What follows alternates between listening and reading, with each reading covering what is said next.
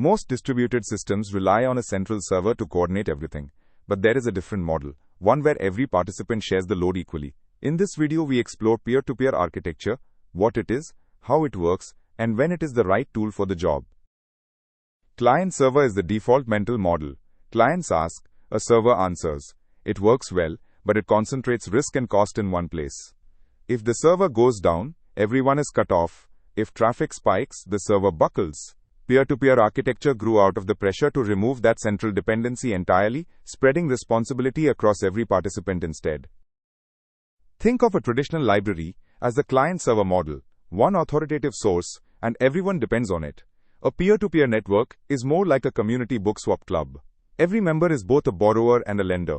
The network gets richer as more people join, and no single member leaving breaks the whole system.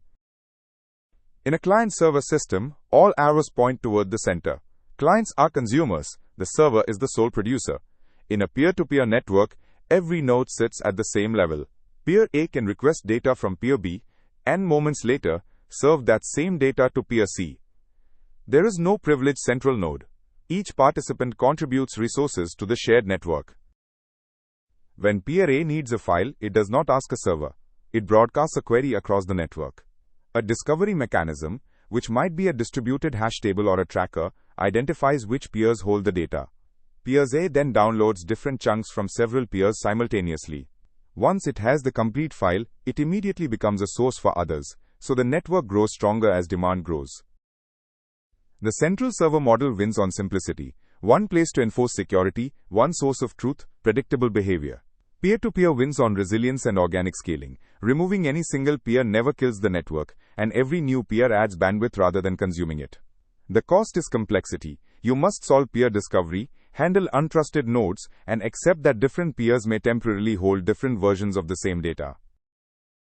Reach for peer-to-peer when the bottleneck is bandwidth and the data is widely shared. Large file distribution, video streaming, and blockchain ledgers are classic fits. It also suits systems where no single operator should hold authority, such as decentralized finance or censorship-resistant communication.